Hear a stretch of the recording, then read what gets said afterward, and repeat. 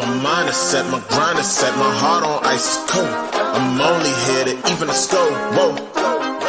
My mind is set, my grind is set, my heart on ice cold. We down right now, but did it before. Whoa. See from here we going up. Made the call, I shown up. Now the game is on up. Say my name is blown up. We up, we up, we up, we up, we up, we up, we up, we up. See from here we going up. Made the call, I shown up. Now the game is on up. Say my name is blown up. We up, we up, we up, we up, we up, we up, we up, we up. Hey everyone, welcome to the Night of Ones podcast, episode number 56 or episode 4 of season 2. It's hard to believe we said that already. As a reminder, we are the only podcast that features a former UCF national champion, a former UCF radio host, an ESPN analyst and hoops player, an infamous, yes, that's infamous rapper, our resident influencer and IG star shooting the breeze, talking UCF sports. Remember to like us, follow us on YouTube, IG, X, and make sure you're checking out the 70-plus teams and conferences on the College Huddle. Check us out on the Big 12 Huddle, 4th in Florida. And Josh went live. Are you not entertained? Because I was entertained during that game. There was, we'll talk about the text talk here in a bit, but there was people that were ready to jump off the roofs at Night Nation. And then it turned around for a big win with the reverse Baylor of TCU. So super exciting last week. We'll talk a lot about that exciting win, how we felt about it, how it got there. We'll talk about our week 3 score predictions to see who was closest to the pen. Trey, I don't think is going to yell at the cloud. He was actually there at the game, so we'll get some feedback from him. We'll talk about how we're going to win against the bye next week. Big 12 score recap. Then we're going to talk a little bit of details about the Big 12. We've got a little listener love coming your way, and then other updates on UCF sports that Alan does not watch. So without further ado, let's bring on the producer, Nobra. Welcome to the stage. Hey now, I think you missed an eyeball there. I don't know what happened. I don't think you're. Nobra's confused. He just got off of work to do this with us. Super confused, but welcome back to the show, my friend. Let's go ahead and get that patented hair flip. Thank you, sir. We couldn't do it without you. All right, next up to the stage, the only 7-footer that's currently doing a UCF podcast, Ben Stout. Welcome to the stage. What's up? What's up? I'm happy that we got that 3-0 feeling.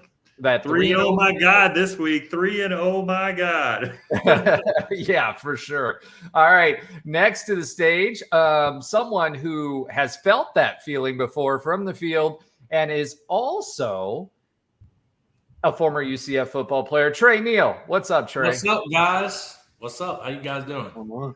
Good, man. How was that 3-0 feeling from TCU? I mean, what did they look like? What was that like? Because all I saw on the TV was a bunch of confused people when they thought that there was a 57, 58-yard field goal that was made, and then they were like, "What just happened?"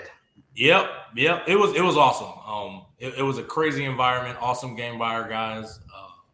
We'll get into it a little bit when we get into the show. All right. Last but not least, but always last, Josh Lazar. So, hey, everyone. Due to being scooped today and seeing my vocal cords for the first time, I am borrowless today, saving my voice for the rest of the pod. Now, if I were to spit, I would probably be doing DMX Party Up.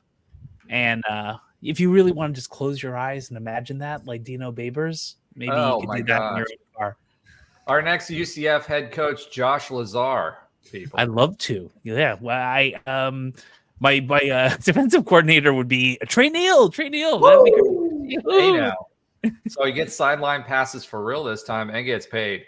Yeah. All right. Of course, my offensive coordinator would be Scott Frost. That'd be easy. There we go. Now, last but not least, but always last, is always Josh Lazar. We waited for Alan Levin because he was going to be a little bit late, but he popped into the show just now. So let's go ahead and bring Alan Levin to the stage. Alan. Yo, what's up? There he Oh my is. God, he's coming to us remote. What's up? He's so excited about the TCU Live win. on the We'll talk road. about it. Hey, What did I miss? Alan. What did I miss? Hey, well, you missed a lot, but we were starting. We haven't done our text talk yet, but before I guess we can get right into text talk. Let's start with that, and I'm going to start with you. I'm going to give you the state. Oh, he left. What happened? He left. No, he's not. He's right here. No, he's I there. didn't- Oh, he's he's there. there. He's just in In his the car dark. in the dark. Nobra left. What's texting and all right. driving? I was Nobra so left didn't because he's leave. off the screen. Yeah, I was so confused. Okay, so Alan's here, and so my text talk I'm going to start with Alan says I'm going to rant so hard on the next podcast. So Alan, since we know how angry you were for most of that game, this is your opportunity to rant, man. Was there anything that you wanted to say? I mean, the floor is all yours. Well, I might have to delete some tweets. Is really probably my talk. I see red lights. Are you getting pulled over or something? What's going on? No, there's my wife is driving. There's a gate. There we go. It's gone. Okay. No, I mean, look, everything looked bad there for a long time, and then it looked good. So it's football. It's a game of inches, and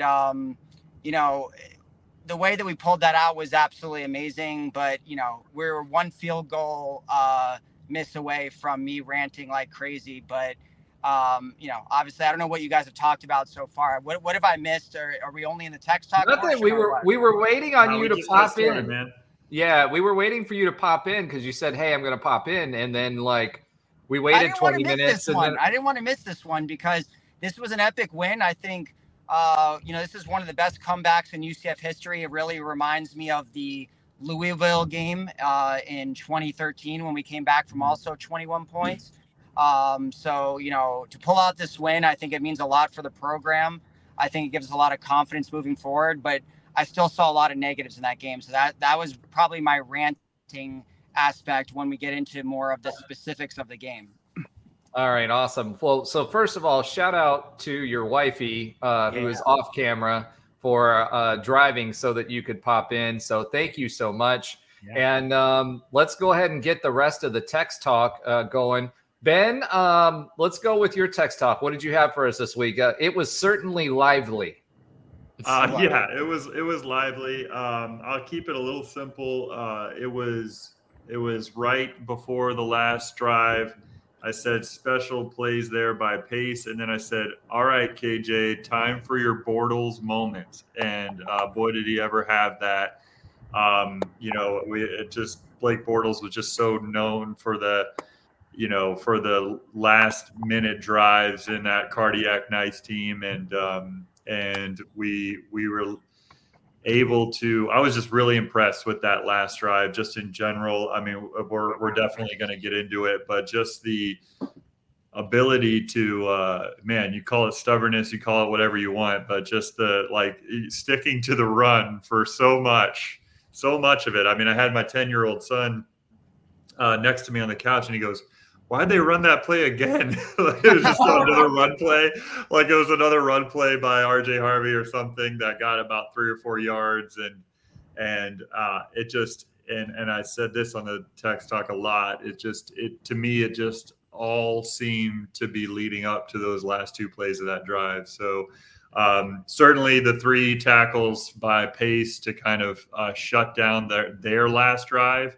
And then that whole drive by KJ and RJ and Kobe Hudson, just the whole team on that last drive was something special. So I'm glad I was glad that KJ was able to have his Bortles moment.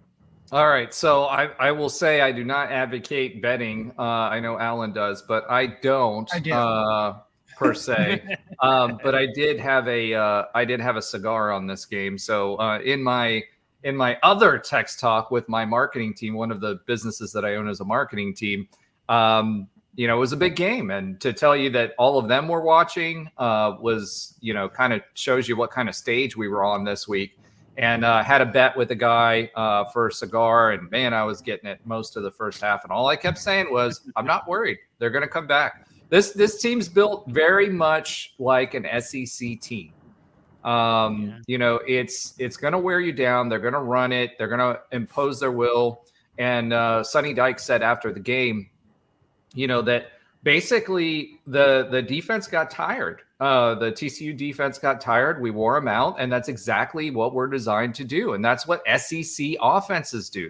They use their line, they run, they play power run game, and they wear you out over time. How many times over the past 3 weeks have we seen the P5 or P4 team basically outlast the G5 team or whomever that they're playing, right? You'll see these scores at halftime, then all of a sudden the fourth quarter, they'll be up at the end. So this was a classic George O'Leary ball, and Trey, you know what I'm talking about, type of game where we're just going to stick to our fundamentals, run the ball, and play defense. And although, you know, it kind of looked crazy in the first half, and obviously we'll talk about the receiving yards for TCU, you know, they played their defense and came through, and we played a little ball control, came up with more time of possession, and did exactly what George O'Leary used to do to these high-flying teams that you saw that dinked and dunked you all the way up and down the field. And that's what I told you guys last week is what they were going to do, and that's exactly what they did. All right, Josh Lazar. Oh, wait, you're last. Trey, what is your text talk? Yeah, so my text talk it's kind of after what Ben said, but it was none bigger than those last three in the row. I mean, Deshaun Pace, those last three plays, I won't say won us the game, but it put us in position to go have that KJ drive. I mean, he was all over the place like a maniac. And I think there was no bigger sequence at the time than that. And again, I think our defense, I wouldn't say they struggled. I went back and watched. TCU had a really good game plan. And the quarterback, I think he played out of his mind. I don't think he'll ever play that again. 52 pass yeah, and I think he was at like 69, 70% completion, like 390. Like, it was crazy. He was playing out of his mind. But the last drive, still only averaging 7 yards per pass, right? So that tells you what they were doing. It was all dink and dunk. There wasn't a whole lot down the field. I don't know. They had some big plays. I don't know if it's all dink and dunk. It was. It was all. They had a couple. They had maybe two, and they went for touchdowns. And honestly, they had more than two. That receiver had 200 yards. So I don't know if they only had dink and dunk. They had more than two. Most of what they were attacking was they wanted to get the ball out quick, and on the long third downs, they were finding space where our linebackers weren't, and that's pretty much what they did. But again, Deshaun Pace came through at the end, and we'll get into it like the scheme part a little bit. Well, it was a little bit off of Ben's, just the pace part. Yeah, what I meant by that is like Besh. They kept saying Besh. It's spelled like Beck, but they said it Besh. So I don't know what the correct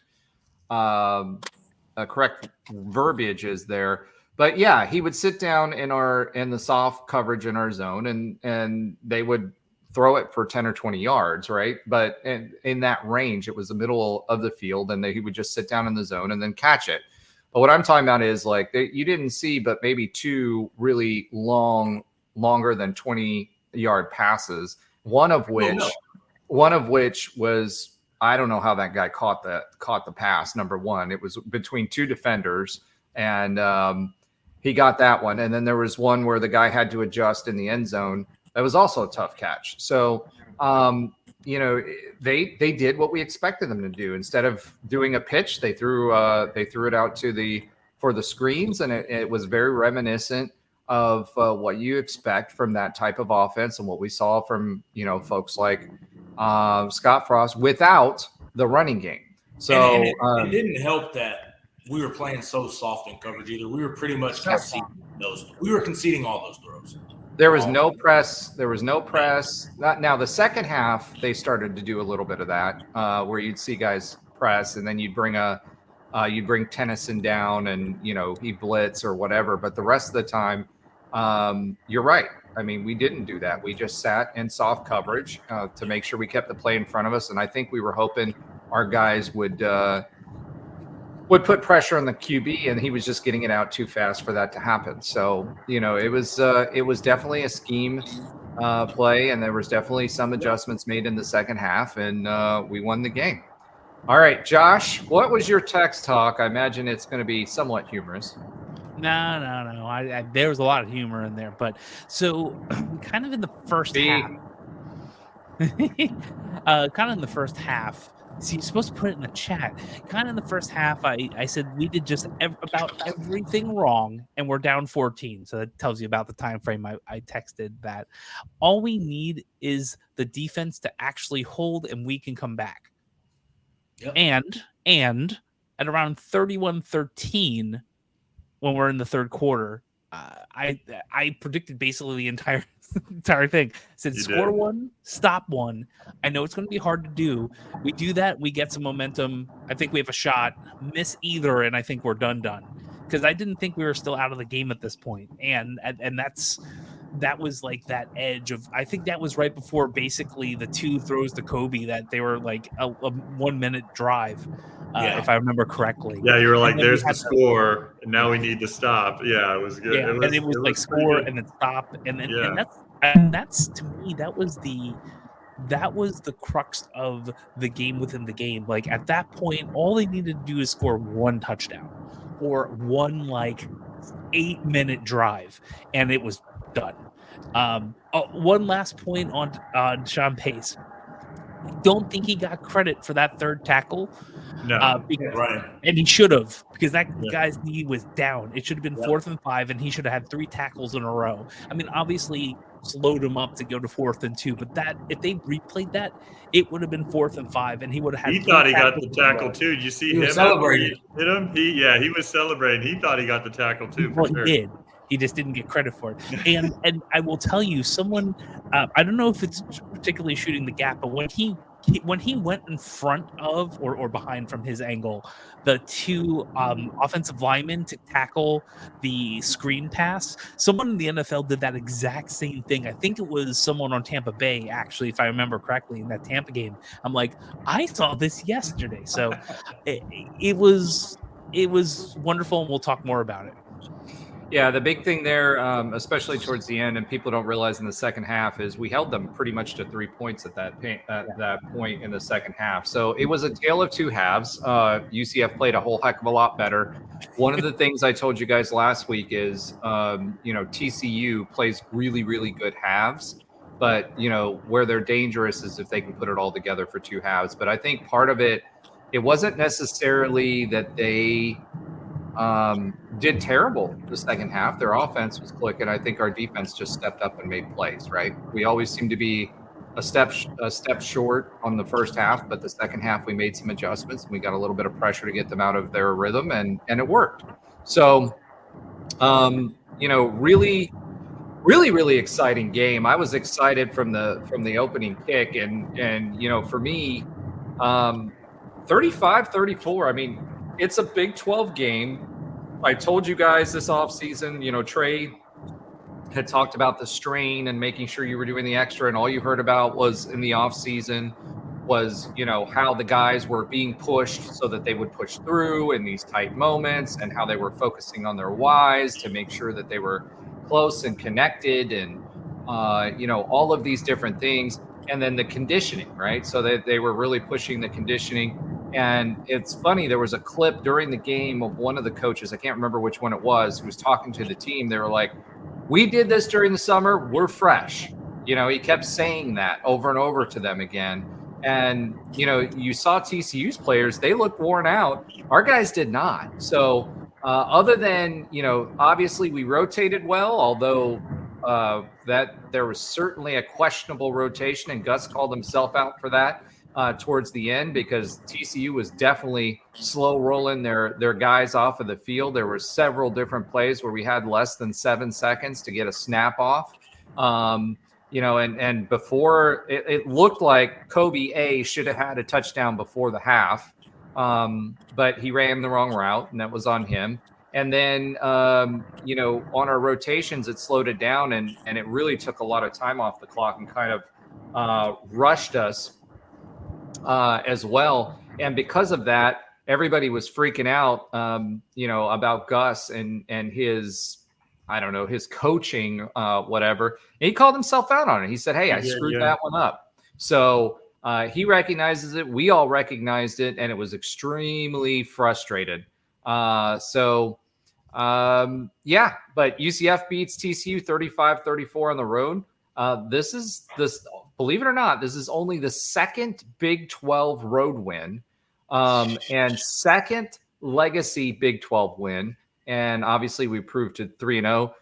Some key stats here. This was a Big 12 defense. They were rated actually pretty high. A lot of people had some good suggestions or good opinions of them.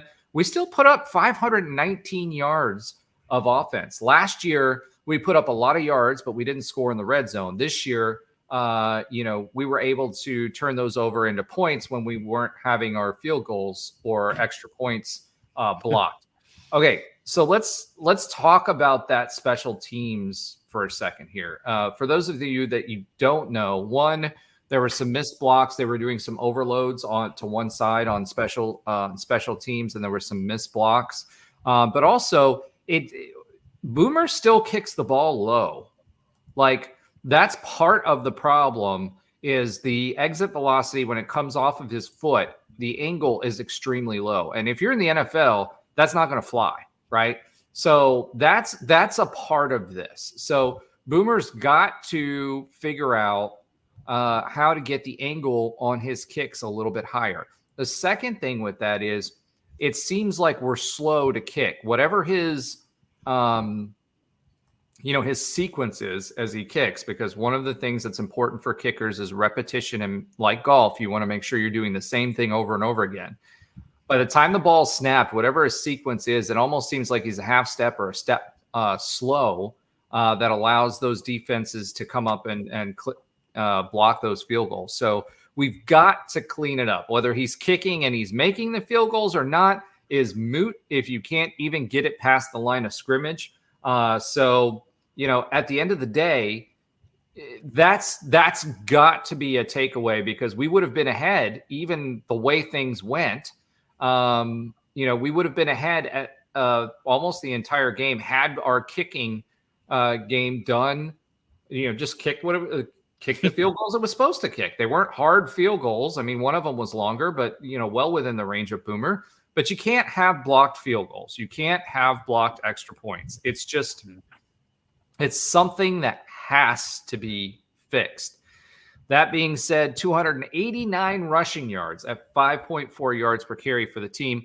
Let's talk about RJ Harvey for a minute. I'm going to sit back and shut up and let you guys wax poetic, because that dude, in a lot of those runs, A is incredibly good. His vision's incredibly good. He's patient. He waits for his blocks, but he's just a guy who does not go down on the first tackle or first contact, right?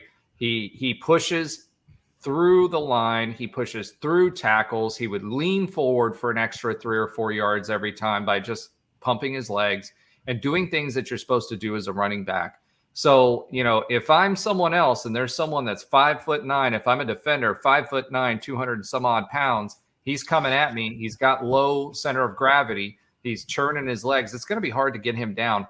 But my goodness, UCF fans, watch and enjoy this season, because that is a very special running back. What are you guys' thoughts? Yeah, I mean, 29 carries, 180 yards, 2 touchdowns, 6.2 average. And the 29 carries really stands out for me, because we watched the first 2 games of the season, and he was just spectacular in those first 2 games, but you could kind of manage the amount of carries. And what I really wondered going into this game is I knew that RJ Harvey was going to have to be an important part of the offense in order for us to win.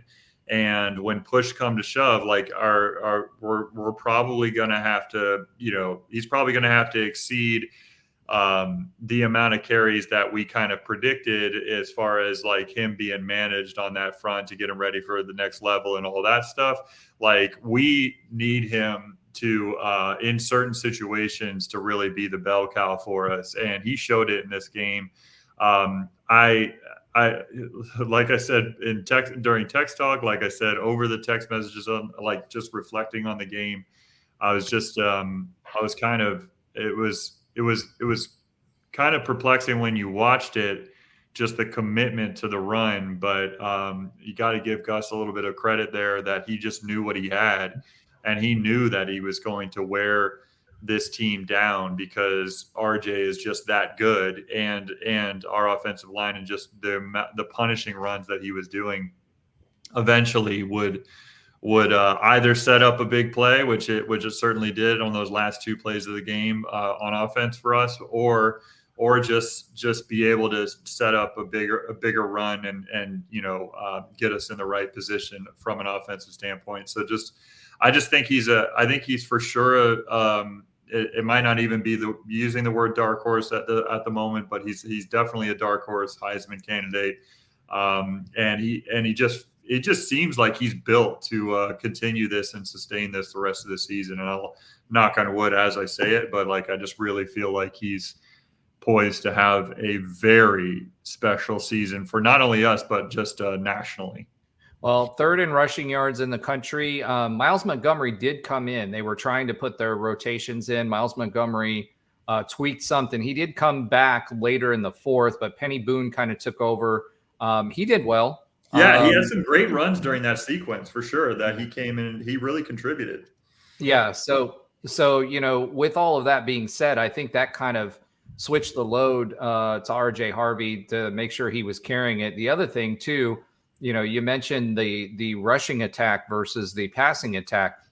TCU had 30 additional attempts and had less time of possession than we did as far as passing attempts. KJ Jefferson, 13 for 22, 230 yards, 3 TDs.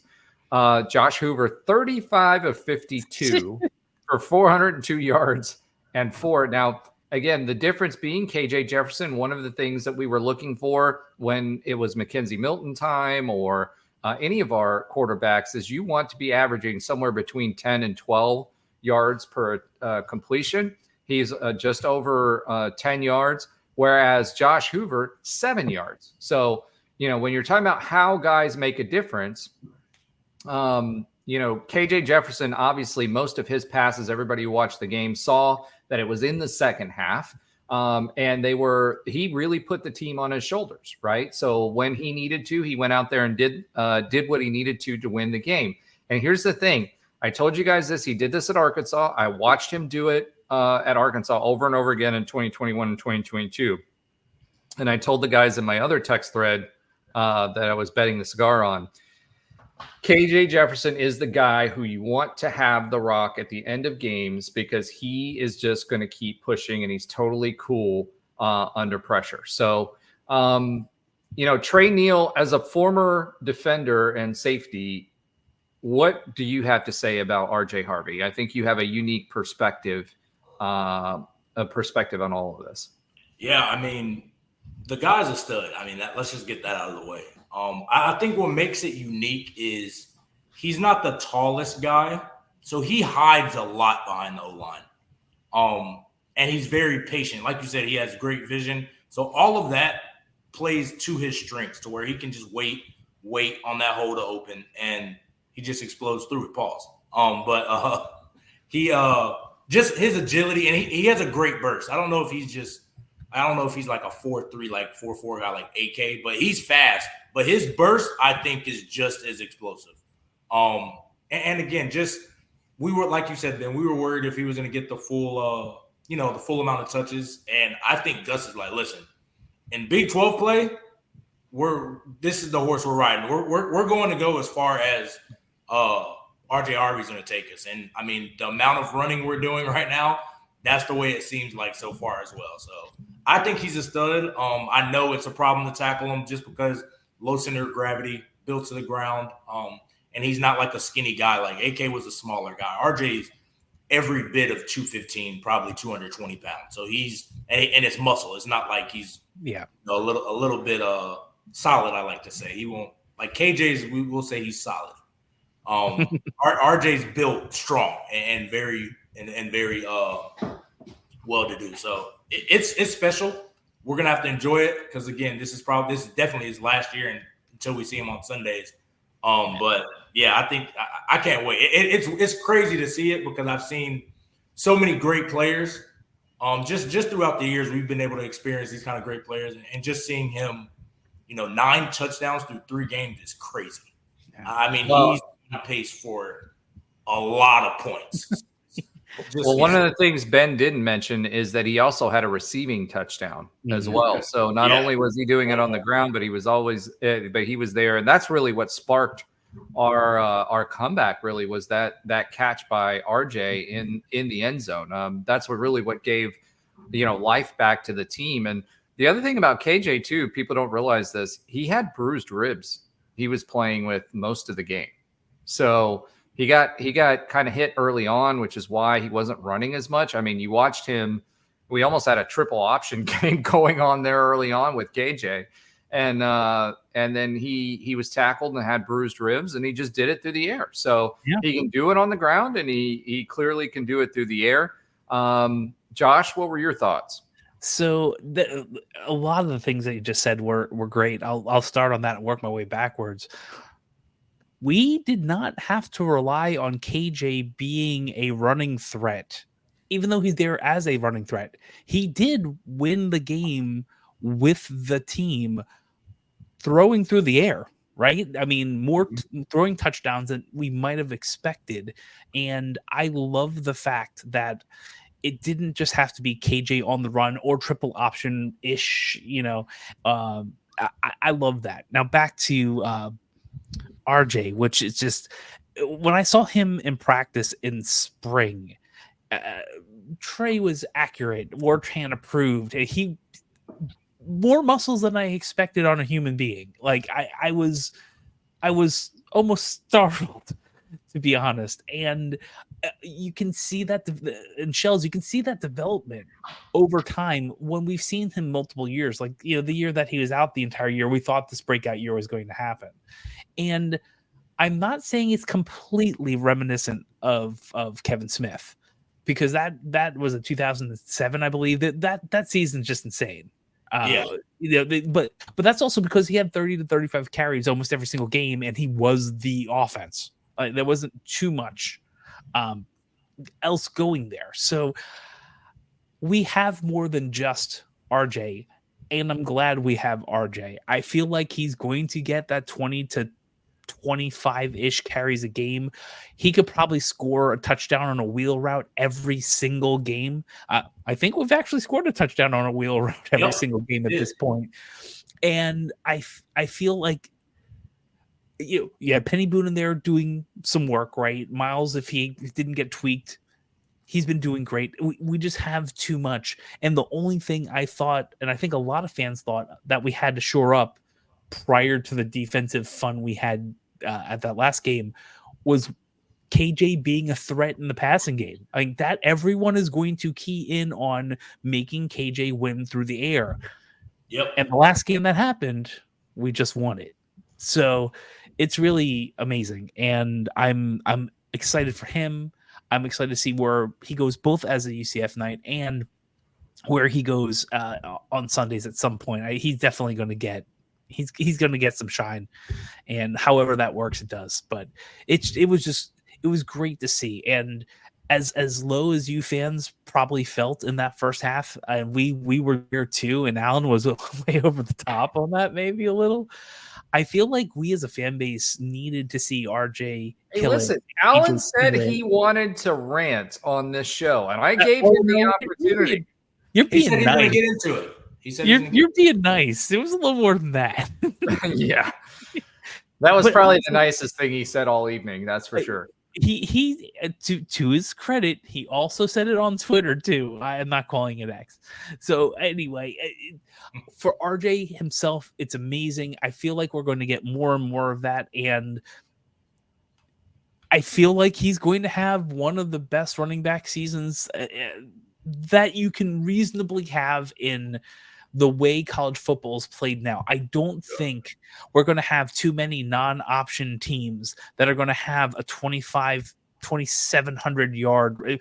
Ron Dane isn't walking through that hall anymore, right?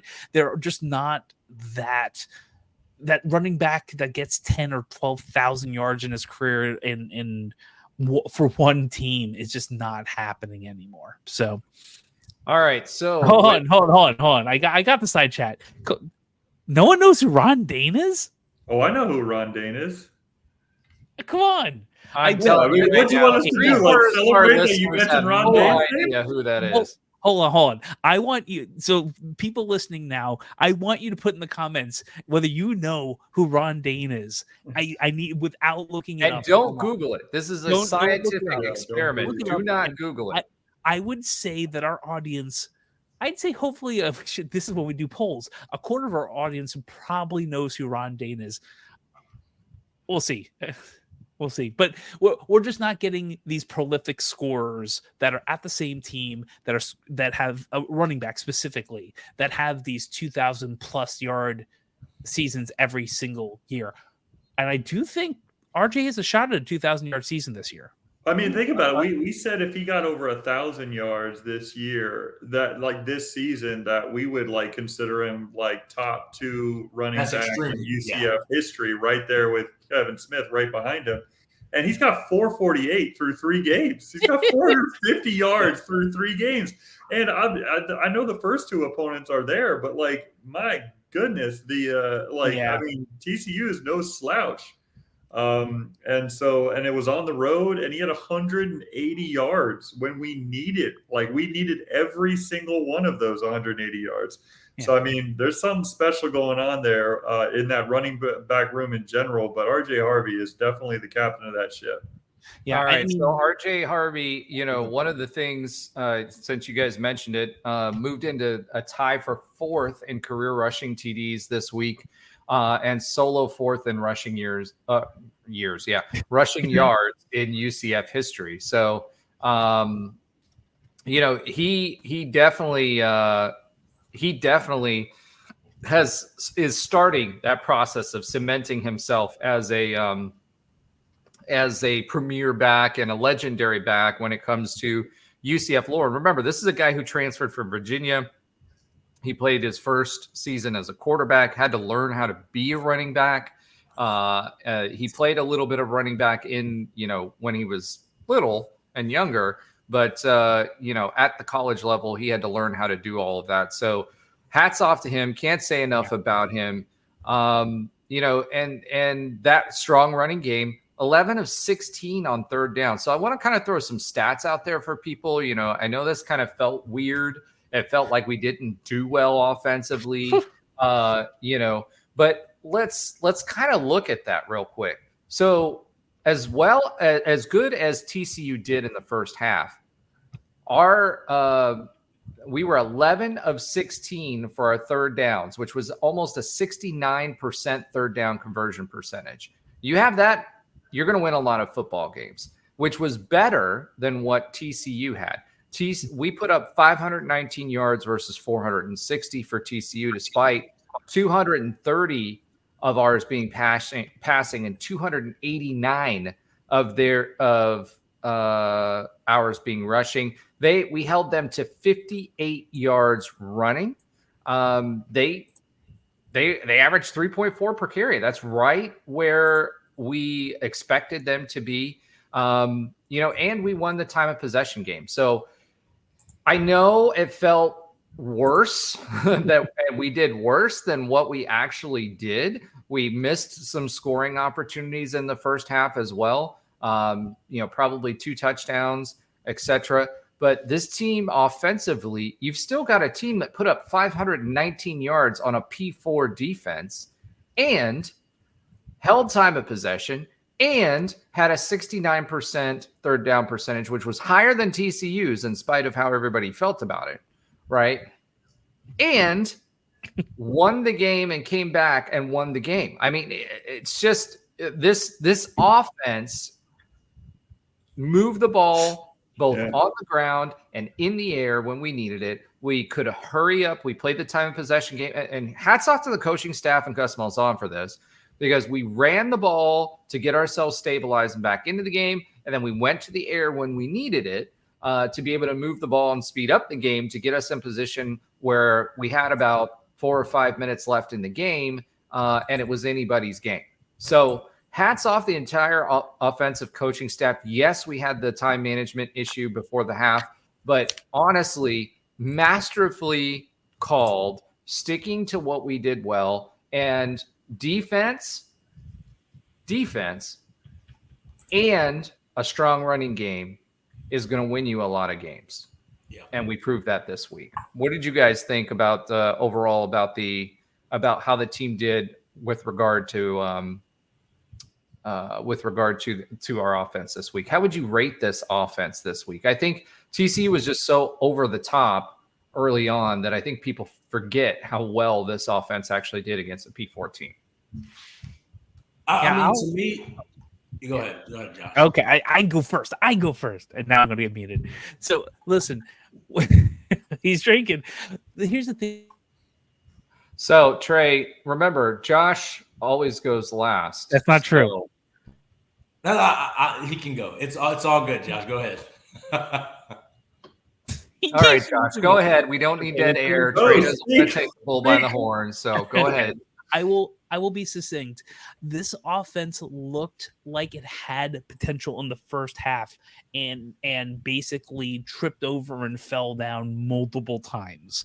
You know, whether it's special teams, whether it's, kicking game, they were just look at the opening sequence. The opening sequence was not bad. The opening drive was not bad. A little bit off on a throw. Maybe Kobe couldn't run to a deep pass. The concept. No, he overthrew it a little bit. He let him a little bit too much on that throw, but it was the first pass of the game. Yeah, I know. And it wasn't that bad. So the framework of a good offense was there. And we did everything possible to not win that game in the first half.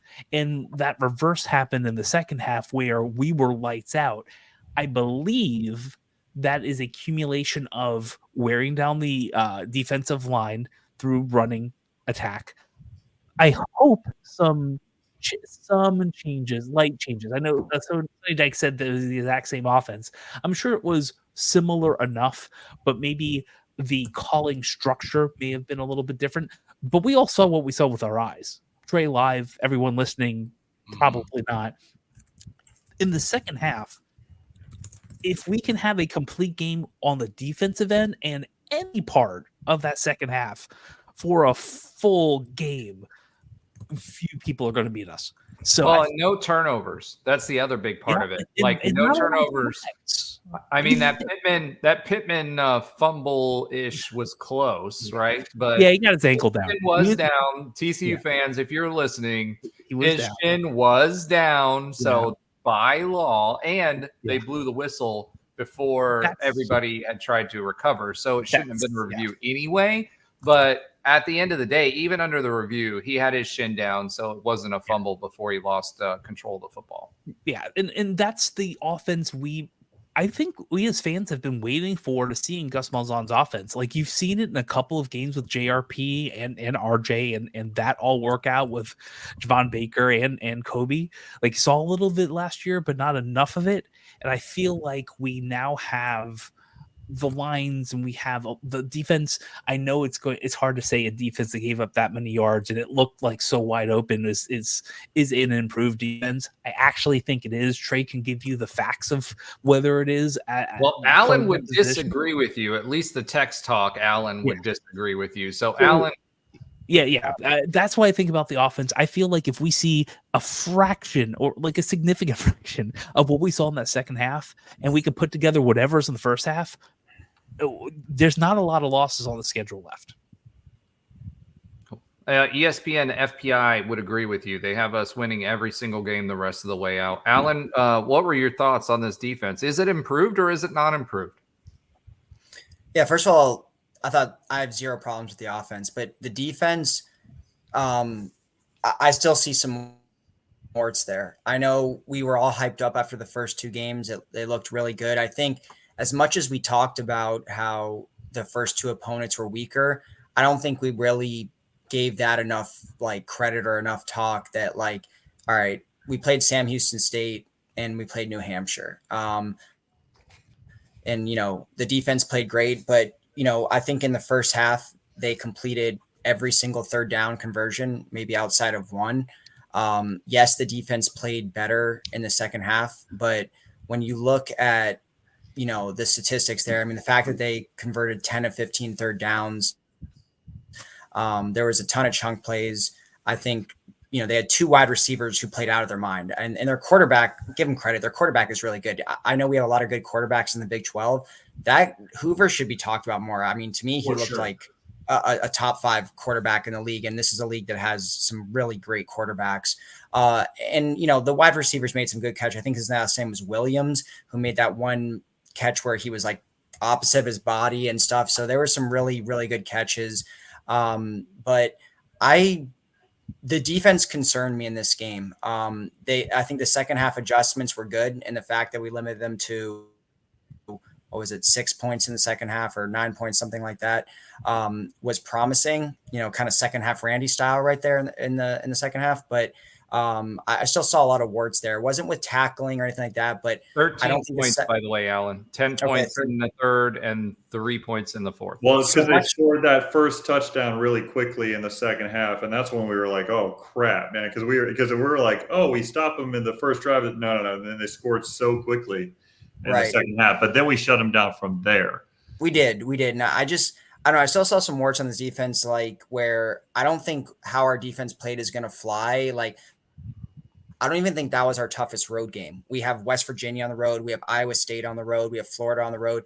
This was Florida. By comparison, okay, no, you can't. I'm just saying that, like in the swamp, though, I don't think that's an easy game by any metric. Even if they are super bad this year, I just think that that's still a tough road game, just environment and all that type of stuff. So I still saw a lot of warts with this defense. We had a couple individual stars, like that's been mentioned. Deshaun Pace played out of his mind, but the secondary, I don't think played that well as a unit.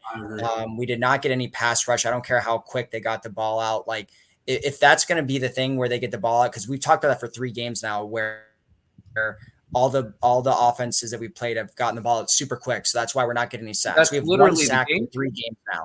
That's literally right. But then if that's going to be the case, then the secondary can't be playing 10 yards off. Correct. I agree with you there. And that's what's been happening. I mean, they were getting every third down and 10 we had in the first half was an easy first down for TCU's offense. So I still saw some of the same issues that we had. That was the main thing last year. We talked about it all the time, that we played soft coverage. They would get first downs, no problem, because we wouldn't give up that massive 30, 40-yard play, but they would get it. They would have crossing routes, whatever it was, and they would easily get the first down. That's exactly what I saw against TCU. So I think the defense objectively is better than last year, but I'm not convinced that they took a massive step forward. I think the D line is great. We all know that the linebackers are improved, but as a whole, I'm not super convinced that this defense is massively improved. And I just didn't see that when you're talking about giving up 28 points in the first half and no problem getting first downs. I mean, come on, they converted on what?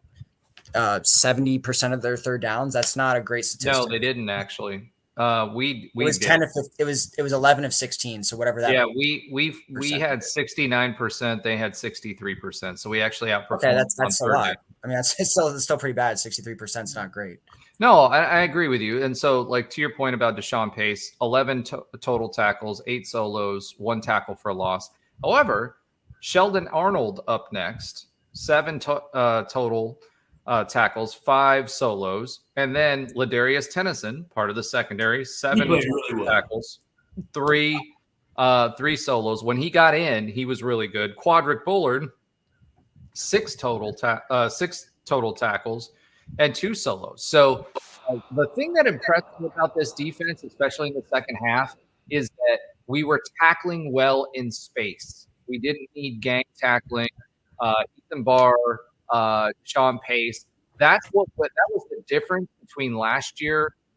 This year was the fact that we didn't need 3 people most of the time to tackle somebody, and 2, we tackled much better in space. Now, Deshaun Pace, on those 3 plays that you guys mentioned earlier, he knew exactly where that ball was going, and he shed a blocker to get to somebody on one of them. But this defense in general, that means you're a linebacker, Deshaun Pace, who is also a slash DB. You've got Sheldon Arnold, who's a DB. You got Ladarius Tennyson, who's a DB. You got Quadric Bullard, who's a DB. So those are your two safeties, right? Ladarius Tennyson and Quadric Bullard are your highest rated DBs. Then it was Ethan Barr, then Brandon Adams, and Antoine Jackson. But what that tells me is that they were stretching the field. So your DBs were being stressed. That's what they were testing with this offense, right? They knew they couldn't run up the middle. We proved that they couldn't run up in the middle. They only had 58 yards. So they were going sideline to sideline, which is a typical spread offense, right? They want to wear you out by going sideline to sideline. It's the same thing Frost did, run 110 plays, go side, when you're running, you're not going through the A gap. We played the SEC style. We're going to control the line. We're going to be able to run through the A gap, which we did. We're not going to sideline. They dinked and dunked for 7 yards per attempt, and they tried to stretch the field to wear our guys out. So strength and conditioning, as Josh taught us last year, Dawson, right? Yep. Dawson was the strength and conditioning coach for TCU. So was it Dink and Dunk or Drink and Dunk? Oh, sorry. Dink and Dunk. Yes, sorry. I misread that first. So at the end of the day, that's what that was their game plan. And we played it effectively, and our DBs did step up. Now, Brandon Adams got embarrassed a few times. Yeah. But not as bad as number 13 did for the defense, who was on TCU, who was talking smack the entire time to Kobe Hudson. And the second half, Kobe Hudson just dunked on him. We're talking about dinking and dunking. Well, Kobe Hudson said, "Screw the dinking. I'm just going to go straight for the dunking," and dunked on him. I mean, he, especially that last touchdown, that was just I think that's the most fire I've seen out of Kobe Hudson against a defensive back since he's been here. He was not having any of it, and he's like, "I'm going to get the ball no matter what." Not quite Javon Baker style, who would grab anything that was thrown in the air unless he dropped it, because every once in a while he did that. But circus catches, 50-50 balls, that was Javon Baker's role last year, and he was pretty good at it and rode that success to the NFL.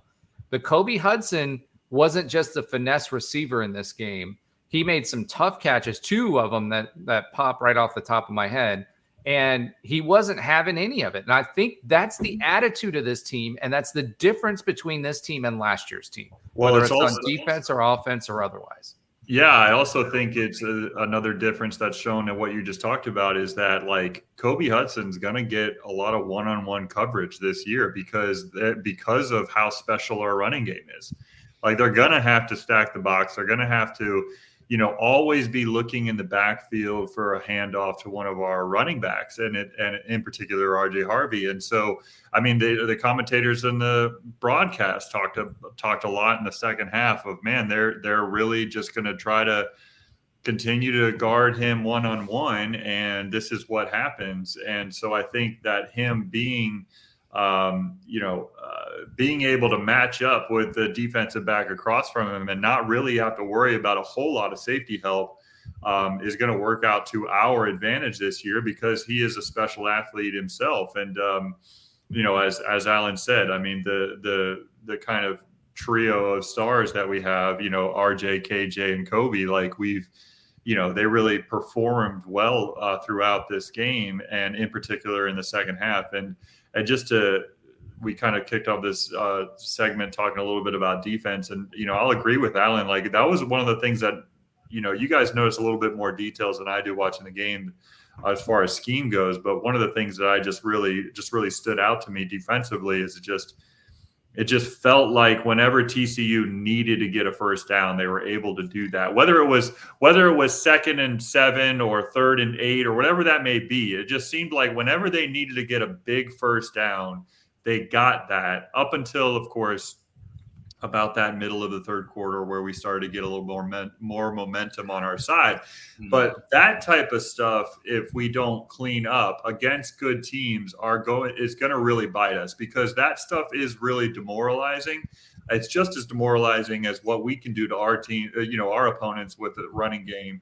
But just when you continually seem like you have them, you kind of have you seem like you have their backs against the wall, and they're able to convert multiple times over throughout a drive, and then they string those drives together.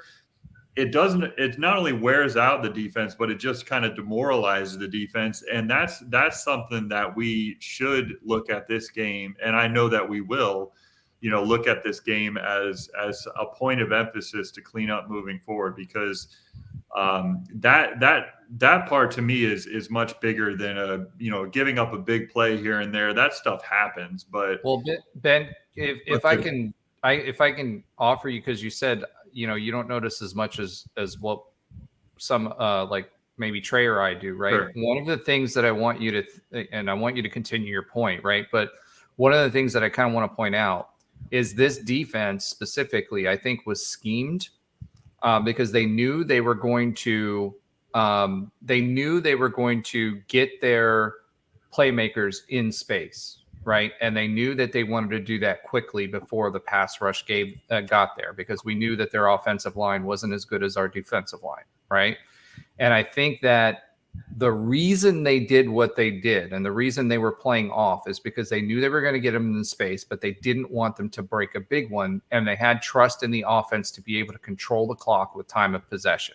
I think that was what the thinking was going into it, and why we played the defense the way that we played the defense. We knew that they were going to get their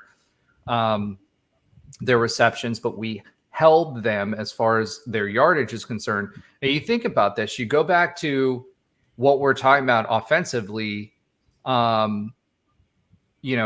Josh Hoover, he completed 35 passes, 35. But they still only put 402. Only? No, but think about it. 35 passes you completed. You attempted 52, right? You completed 35 passes and you only got 402 yards. KJ completed 13 and got 230. And the point that I'm trying to make here is not that, it's great. Yeah, it's great that he completed 35 of 52. I mean, that's impressive, right? That's a good percentage. He played 9 out of 10 good. tonight. Yeah, he played good. Yeah, he played really well. That's all impressive. But the scheme, the reason he was able to complete that many is, one, he wasn't throwing very many 50-50 balls. He wasn't throwing very many long balls. 7 yards per attempt, right? And again, their whole scheme is to get the ball in space to their playmakers quickly so they avoid the pass rush and then try to let them win the one-on-ones in space.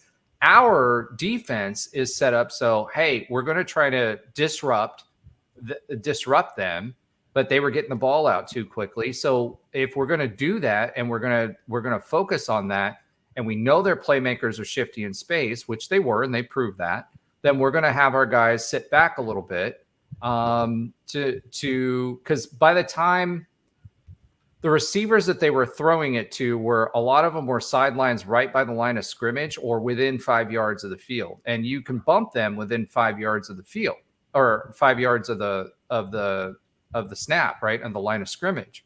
But you're not going to have enough time to disrupt the route if he's already got the ball out. If he's going to snap it, take one step and throw, you're just not going to be able to do it. You're not going to be able to get there fast enough. And I think schematically, if you're asking the why behind it, not whether we agree with it or not, the why, I think that's what they were trying to do, because they knew they were going to get that. They knew they were going to get the ball out quick, and they knew they were going to try to win matchups, and they wanted to give our guys enough time and space to be able to close on that. Now we switched that in the second half. You saw things like pace, right? And what was he doing? He as soon as he recognized the play, he shed what his position was or what his assignment was and went straight for the guy who was getting the ball, right? We brought Tennyson down several times on long blitzes, right? That's when it changed, because the key to this game was always going to be, if we controlled the clock and we were able to run the ball and we got ahead, there's no way they could catch up. That didn't happen. We got behind. So I think that's what you saw. And Ben, I'll take a step back. I'm sorry that took way longer than what I expected, but I think schematically, I wanted to point out that's what we were seeing and what the thinking was. So yeah, I mean, it's just to that point. I mean, just to kind of put a period at the end of the sentence there. I mean, the first four, the four drives that led to touchdowns by TCU in the first half: 10 plays, 56 yards, touchdown; 9 plays, 71 yards, touchdown; 9 plays, 71 yards, touchdown; and 13 plays to end the half, 75 yards, touchdown. So, like, I mean, whether you're getting those amount of plays from as short passes or from, pounding the rock in the running game, like that can wear out a defense and put a little bit of a, demoralizing feeling going into the locker room. And certainly our fan base was feeling that, feeling a little bit demoralized and maybe angry would be a more accurate term at halftime, including Alan. But even to that point though, like, and maybe this is what you're really talking about, Roger, is that was what they did in the first half, and then they came out in the second half, 4 plays, 75 yards. They were getting big plays because of what they did to us in the first half. So like, those short passes can kind of set up, bigger plays down the line. And I just think that while potentially there was some schematic things going on and we were trying to hold them and make sure that they don't get the big play on us in that first half, I think that type of scheme could potentially wear us down where, we need to take a little bit more chances with the athletes that we have on defense a little earlier on than what we saw in this game. And I think that's kind of the point of what we're all talking about defensively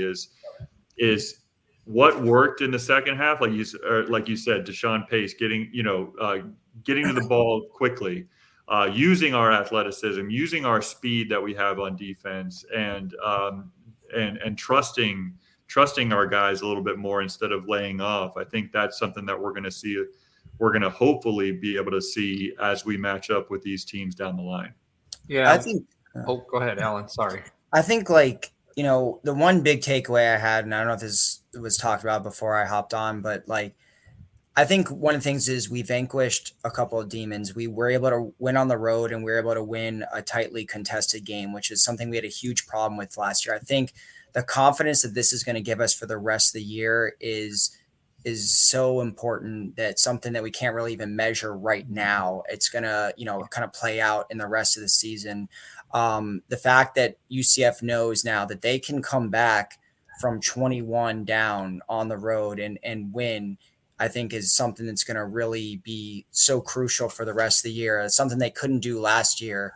And to me, this was against a very talented TCU team. I don't think we're going to look back at this win and be like, oh, this is a 4-8 TCU team. Like this kind of TCU is going to win a lot of games. They're going to win a lot of games. Yeah. I mean, some of their receivers were unreal. Their quarterback, I think, is very good. A lot of their players were really good. So this is a really, really big win for us in a lot of different ways, a lot of different metrics. So I think, the fact that we were able to do some things that we weren't able to do last year, I think it showed growth and maturation that we didn't.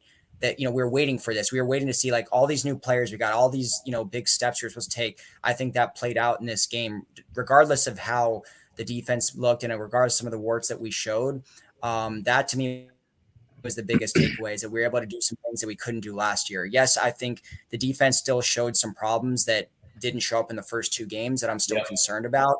But I think this offense and this run game is literally going to keep us in every single game. I have no complaints about the offense. I thought it was the 3-headed monster we have of KJ, RJ, and Kobe is something that a lot of teams in the country don't have. I mean, they accounted literally for all 5 of our touchdowns. They were, why you have these type of players, they make big players make big plays in big games and big moments. And that's exactly what they did. And, I think on some levels you can look at, like, I still think the wide receiver depth is total crap, but like when you have those 3 guys, like, those guys can make plays, and that's exactly what they did. It didn't matter. TCU knew the ball was going to RJ or Kobe, and it didn't matter. They were too good. I saw Kobe, burn a lot of the DBs, and I saw RJ. I mean, there was plays we had like 3rd and 7s, and Gus chose to run it, and it was resulting in a first down. Like when you have that type of reliability and dependability on your stars, I think that can go a long way. I think there's some things we can clean up, but going into this bye week with that win, I think it gives us some confidence that we haven't had in a while.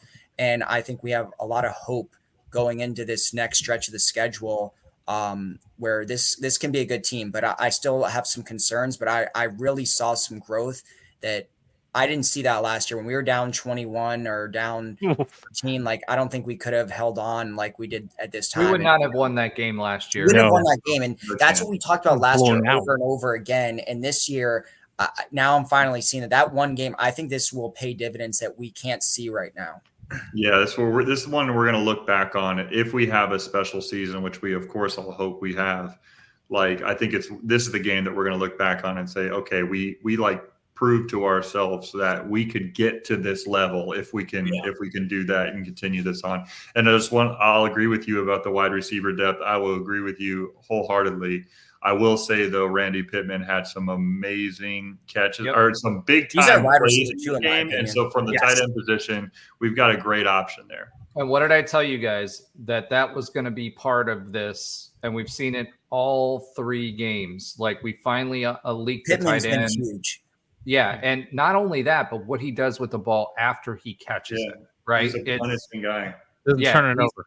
He's fast, and because I don't think X is turning into the player we thought he. I just don't. I think X is not turning into the player that we thought he was. He had a couple nice, moments in the first 2 games, but I said this from day one, and everyone ripped me on Twitter. Like, I think our wide receiver depth is still total crap, and I'm not even sure Xavier Townsend is a great wide receiver too. Yeah, it comes down. I'm so confused. Like, just the way that I think of football, like the way I think about it.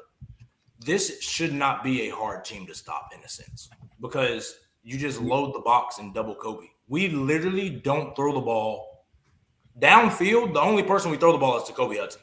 That's it.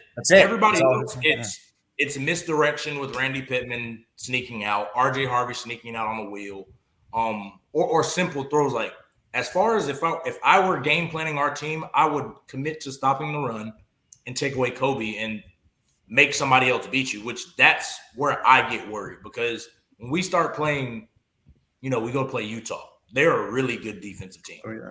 That's probably what they're going to end up doing. And to me, to win a game, you've got to have a second outside threat. Well, just a viable one, because we don't even use Xavier Townsend except on reverses. Legitimately, that's the only thing he does is a reverse. Well, let me put some context behind that too, right? Defensively, when you're scheming, right? One of the things, if you have a pass catching tight end, let's say you double cover Kobe, you always have that pass catching tight end on the opposite end of the field, right? Because that safety is going to have to go and cover Kobe. So then you leak the tight end out, or you have a wheel route to RJ, which nobody's going to be able to cover because it's a game of mismatches. So if you double team Kobe, right? X is a gadget. Well, he's not even a gadget. He's a wide receiver 3. He's a slot receiver. He's not going to get. We don't even use him in the slot. Legitimately, I watched all game. It was he comes in motion on jet sweeps. That's it. That's all he does. He goes to the flat, or he stands there and runs reverse. Like, that's he doesn't run any slot receiver routes. I'm not disagreeing with you whatsoever. But what I'm saying to you is, because of that, we're using Pittman and RJ, right? Because of all the motion that's going on, they're sucking them up, right? And then if the safety like goes to double cover Kobe, right? Then you've got mismatches with RJ. Well, less than one-on-ones. But you've got Pittman, and then on top of that, Jacoby Jones is now starting to hold on. He's starting to come into his own. I think that you're going to see more use for Jacoby. I think you are being very positive right now. I don't I was think going to that's say what the I've same seen. thing. That's It's literally going- what we've done. So I at mean, some point, but over 3 games, what Jacoby has Gibbs has 1 catch in 3 games. he has 1 catch. hold on. If we're I'm gonna be honest. If we're game planning it, like just how we've done it, it is stop RJ Harvey 1, stop all the run plays. I mean, this is what we did when we played them in the Peach Bowl. It was stop Kerryon Johnson, who was their beast running back, and stop Darius Slayton. They didn't get the ball to anybody else. That's not what the offense is trying to do. It's a lot of we used to call but then you call have it dancing ponies. Just a lot of stuff in your face to hope. If you don't play sound, that's where you eke it out. And I think that's what works. the RPO is all about. Huh? That's what the RPO is all about, because now you've got KJ also as another running back, which frees up RJ. For sure. I'm saying what I'm saying is we need to develop more. We need another threat outside of Kobe. That's concerning me. Why hasn't UCF had more than 2 receivers in almost 4 years now? Like that was a position that was never a problem. I mean, we're talking dating back to Conference USA. I can name like we always had 3 legitimate receiver threats. I haven't seen like last year was Javon and Kobe. This year it feels like it's only Kobe. Like I don't understand what's going on with that. Like I get we're a run heavy team and our running backs actually get a lot of passes, but like it's crazy to me that we're having so much trouble finding even a third wide receiver like the Frost Bears, like we had 4, Yeah, give 5. It's not that we're having trouble finding them. They keep transferring. That's true too. Who's transferring? Can you blame them? Who's transferring? If you let me answer the question, Quan Lee's playing at FAMU. Like, okay. Now hold on, let me finish. So think about. All right, so Gus came in, right? And who did he have on the roster that what was the last 4-star receiver that we brought in? Titus, exactly. He's not that good at UCLA. Can I finish? Yeah. Okay. No. So Titus was a freshman when he came in and he got a few catches, whatever, right? Mm-hmm. Then he followed Sock Boy out to the West Coast because they were all supposed to go to UCLA and that didn't happen. Obviously, he left, went to Oklahoma, but he left Titus out there, right? So then the next season, who did we recruit? Do you remember? That was Javon's first season. Right. Well, that's the transfers, but who did we recruit from the freshman receiving class? Because we knew Javon was going to leave. So we got Javon and Kobe that year because we didn't have anybody that we brought in because Gus came in the recruiting cycle, right? So that was Quan Lee and the kid that's from the kid that chose us over Florida, who hasn't played a single snap his entire career yet, who's still on the team. I can't even remember his name. So he didn't play at Florida, right? So those were 2 years, right? Then we had the third recruiting season under Gus, right? And what have we been talking about? We've been talking about a certain receiver that has not hit the field. Yeah, exactly. Bradell Richardson, right? Hasn't played. So realistically speaking, we would have normally expected Titus to be here, which would have been a 4-star receiver. Javon Baker and Kobe Hudson would have been our receivers, right? This year? Then, You're talking about the first year? No, the first year would have been Titus. That's why I said Gus came in late in the cycle, if you remember, on the first year. He came in like January or something when Josh Heupel left, right? So the cycle was already over. You had nobody to recruit. He used Ryan O'Keefe on screen passes the entire first year. Yeah. Well, he's in year 4 now. So what's the problem with receivers? Bump screens. Well, we should have had Ryan O'Keefe and we should have had Titus, right? For the in between. Then you would have had Javon and Kobe, right? Last year we went heavy on receivers. We got a bunch of we got Bradell, and then we missed on a couple of them. And then for this upcoming class, we've got 3 receivers that are 4-star receivers that are coming in. That's where your wide receivers went. Josh Heupel left. We didn't have anybody coming through the pipeline other than Titus that was a 4-star receiver that had any promise. Period. But he's in year 4 now, though. So he's in year 4, but he's on the 3rd recruiting cycle. And I just explained to you what happened in the recruiting cycles. You asked me what happened, right? First year, he didn't have an opportunity. I'm not making excuses for him. I'm just saying this is legitimately what happened. we've never had 4-star receivers until I know. We also didn't play in the Big 12 either. But my thing is just the talent. Like, none of these guys we're mentioning besides the transfers, I haven't seen any true. There's been one high school recruit that's been good under Gus. We should have had Ryan O'Keefe last year. We should have had Ryan O'Keefe. We should have had hold on. We should have had Ryan O'Keefe, Titus. No, but listen, Javon Baker and Kobe Hudson, right? Kobe Hudson comes back. We had Breedell Richardson that we got last year in the recruiting out of high school, right? So that was our biggest wide receiver set. We missed on a couple of guys that we thought we were going to get. We got Quan Lee. He was a bust. I don't know where he is now. Where is he? FAMU. Yeah. So he's at FAMU now and offering to move Billy Napier. I don't know if you guys saw that tweet, but it was pretty funny. We missed on Quan Lee last year. We had Breedell Richardson.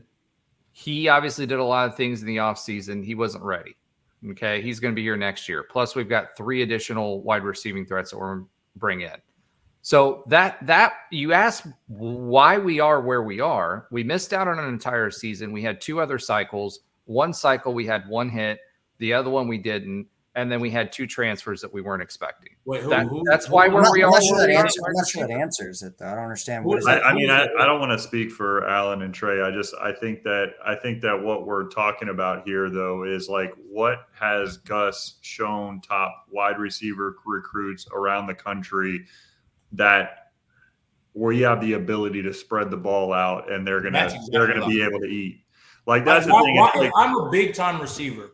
Why would I come play? You're not. I mean, unless you're going to be the top in the offense. Like, I mean, we even saw it last year. I mean, Kobe had a pretty good year last year, but I mean, Javon Baker was the clear number 1 option. Yeah. But like, we just don't have that's okay. We don't have an offense. Like, I think our expectations of us having 3-4 wide receivers involved in the offense game plan from game to game is just.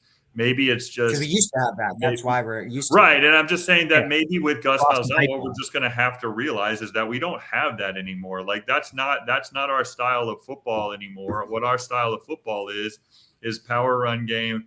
The QB power, and then trying to take our shots with a couple of options on. O'Leary, we had receivers. We did. I don't know what it is. We need another. We can't have one receiver. That's the only. Yeah, that's what I'm saying. I'm not even talking about we have to have like 4 or 5 people. Like, we don't even have. I feel like we don't have 2. Like, that's just that to me is just concerning. Like Tyree Patterson's been a bust. Then you had Tyler Griffin bust, Quan Lee bust. Like, every single receiver and then you say Titus, but like, would Titus have turned it? Like, Titus isn't a star at UCLA. Like, maybe you could make the case he would have been a star here, but it's not like.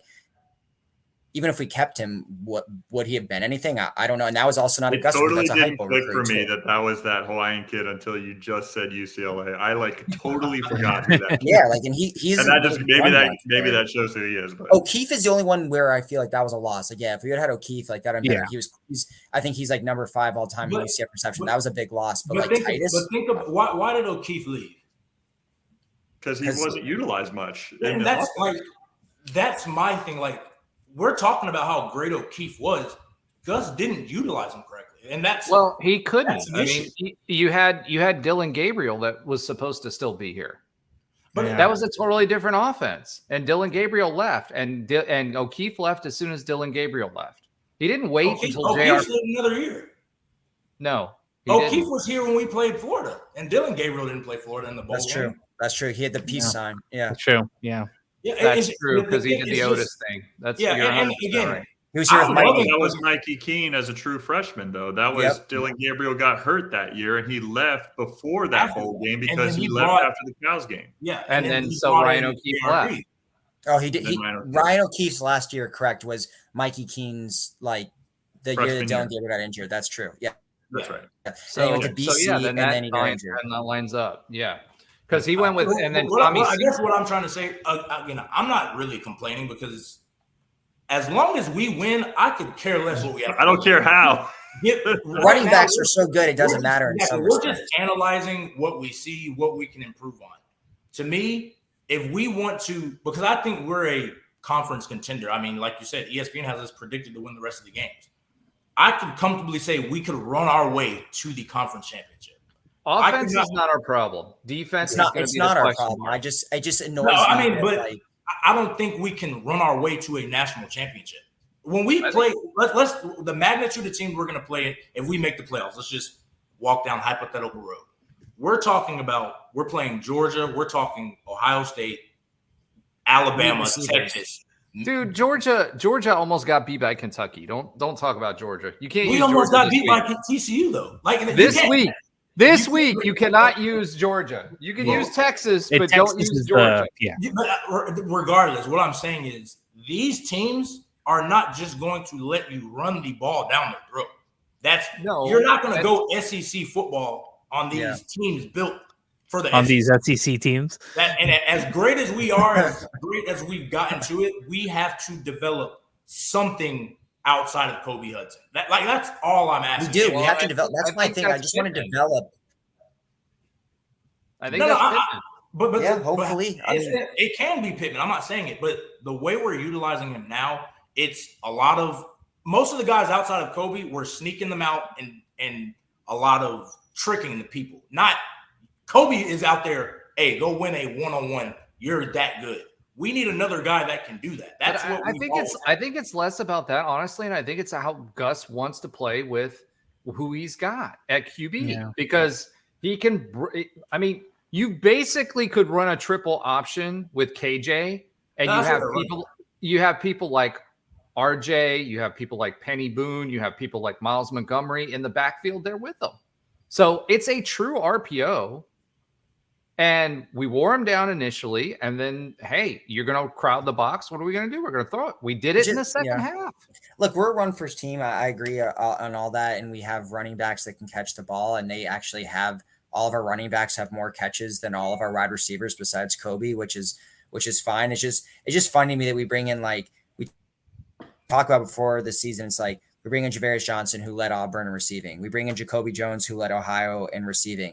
Last year we brought in that Marshall kid who led Marshall in receiving, and then they get here and they literally do nothing. I don't know if that's a talent issue or it's a scheme or whatever it is, but it's just like interesting to me that like we always bring in these names and I just don't know if maybe it is just the product of Gus's offense, but it's interesting how like a lot of these guys have not panned out. And like, I just think at some point you had kind of like 2,000-yard receivers last year. 2. Yeah. Javon and Kobe. Yeah, I agree. But now I think Kobe's the only person that is going to get even close to that. Like, I think we still need to develop these guys for Dell and these guys. Like, it can't just be names in spring ball. Like, they have to do stuff. I get that, but you've also got 2,000-yard rushers and a 600-yard rusher from last year, and in the running back room. So it's like if you've got that, plus you've got a 260-pound quarterback who's not afraid to put people. We got weapons. Like, I'm not worried. I have no problem with the run pass distribution. I have a problem with only throwing the ball to Kobe Hudson really downfield and everybody else is just missed. Because if he gets injured, it feels like we're effed, basically. Yeah. Well, that may be the case. That I agree with. And I guess that's my only. I wouldn't even say a complaint. It's just we all expect the way we've looked so far offensively. It's like we can run our way to the conference championship. I don't think anybody thinks we really can stop our run game in conference, and I haven't seen it yet. And maybe down the road it happens. But if we win conference, we're in the playoff. And you're not going to run triple option, essentially football, to a national championship. It just doesn't work. It's unless you're unless you're 40s, it was great. Who? Georgia Tech. Former Georgia Tech. I guess that's my only thing. Defensively, we have. Alex said it. We have like. Small things. Go ahead. UCF is number 6 in the nation in total yards per game, 570.5. Hold on. Let me finish. Rushing, 307 yards per game, and number 12 in points per game at 45.7. That being said, there's 2 teams that we played early on, right? So we'll see how that works out. The difference, I think, between this year's offense and last year's offense is the fact that we can actually score in the red zone. Yes, you know, yes, that's a big difference. What is like so? Which was not evident in the first half, which is when another we're frustration breaking by down a lot of fans in the first half. When we're breaking down the total yards, it sounds good because it's just a lot of yards, but where are we in the pass part? We're down there.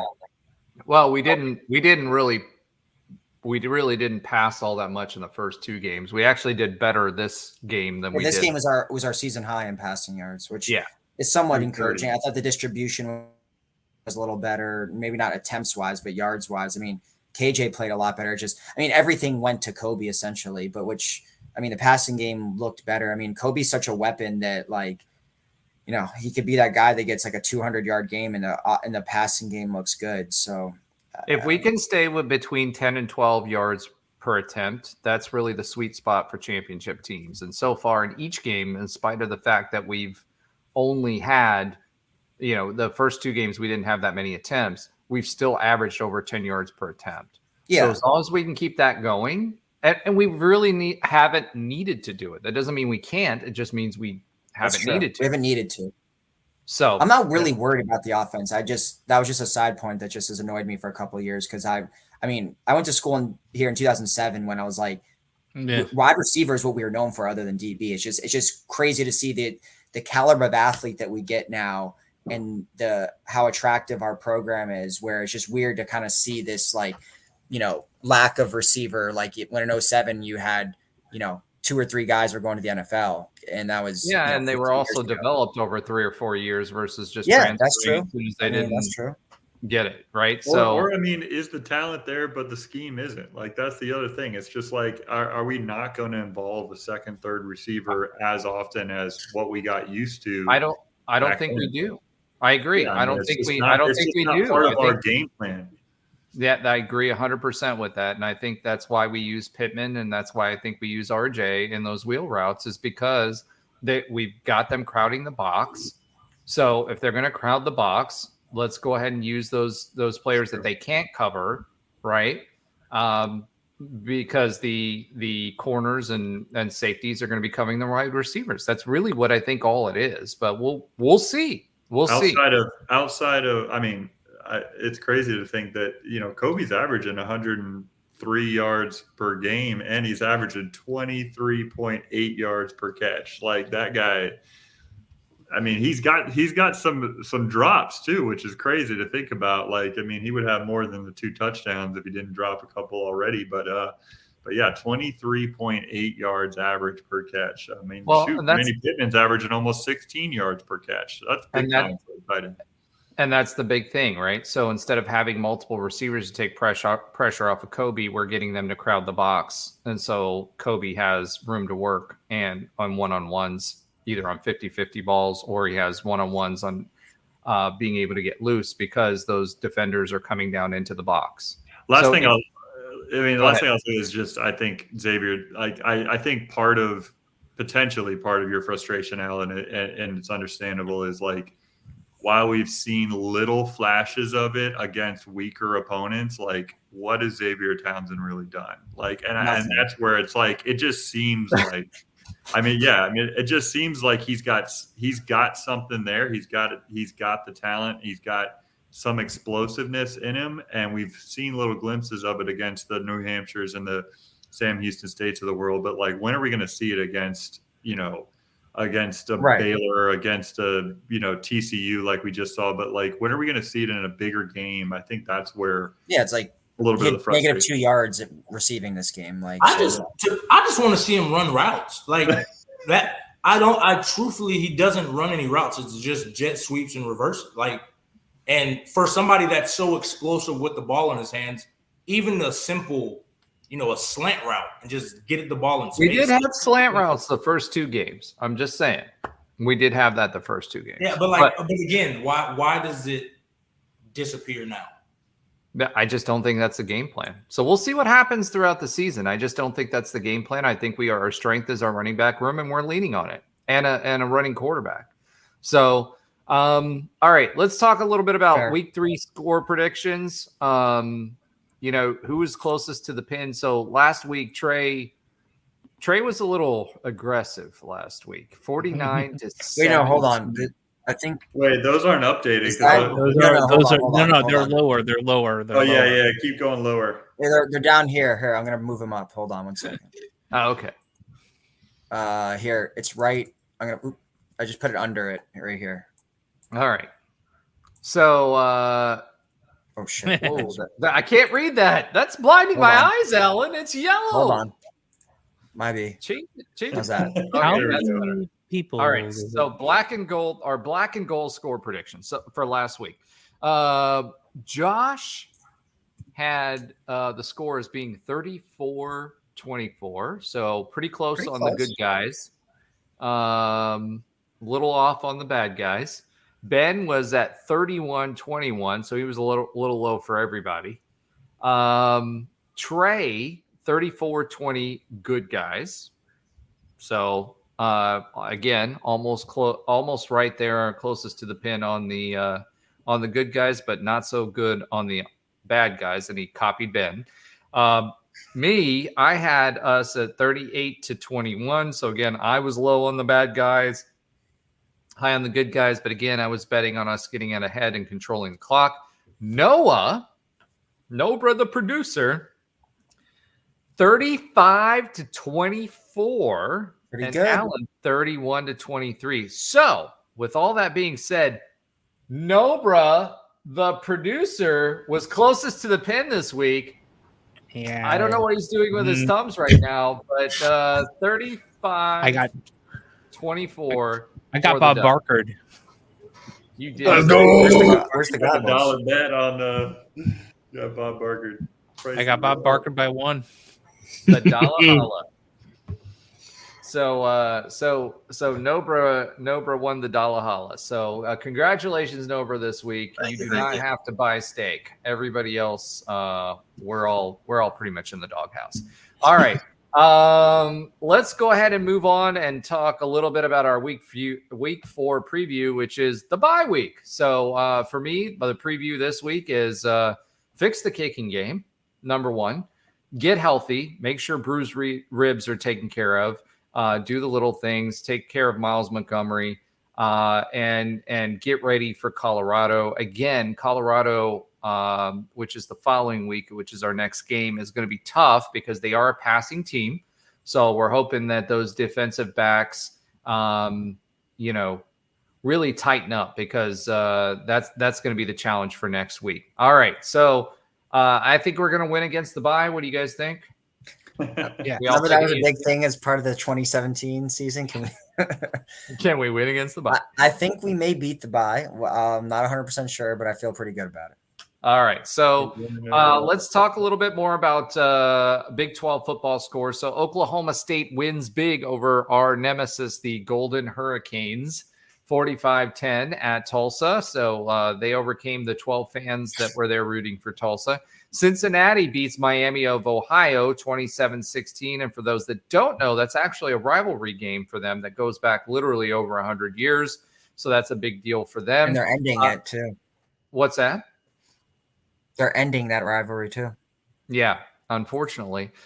Texas Tech beats North Texas 66-21. Maybe Texas Tech has shown up, or maybe North Texas is that bad, but that's a better sign than it was the previous week.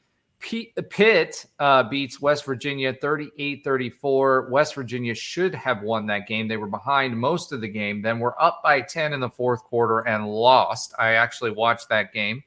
Utah. What's that? I just said me too. That game was wild. That ending of that game was back and forth. This college football season feels like that there's been more wild games, and it's not just because of the Big 12. I mean, all over college football, it's been weird. Notre Dame going down, a lot of close games, Oklahoma State, Arkansas, etc. Utah beats Utah State 38-21. That heated rivalry that's rejoined. Baylor beat Air Force 31-3. Congratulations, Baylor. Yeah, that's all I'm going to say about that. Colorado beats CSU 28-9. CSU did a lot of jawing after last year's results, but Colorado took care of business. Houston beats Rice 33-7. So there you go. Congratulations, Houston. Maybe they're turning the corner, or maybe Rice is as bad as we think they are. Yeah. I think it's more of the latter than the former. BYU beats Wyoming 34-14 with a whole heck of a lot of defense. Here's something, because we do play BYU this year.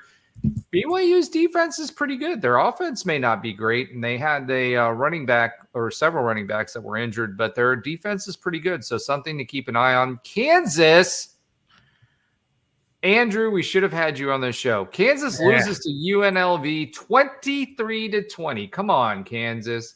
Come on, Kansas. Has anybody seen the UNLV turnover slot machine that they have? They have a turnover. So a turnover chain obviously is like something that other schools do. They have a slot machine on the sideline that the players literally pull when they get a. Do they win anything? Do you know anything about this? No, it's like a fake one. It pulls up like 3 UNLV symbols, but it's like they get to pull it.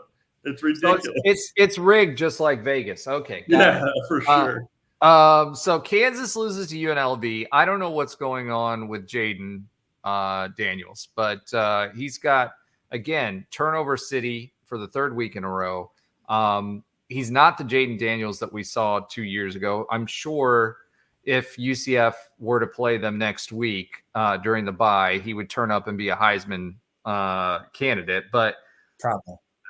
Kansas has got problems. I mean, they've got serious problems. So K-State beats Arizona 31-7 in a non-conference game.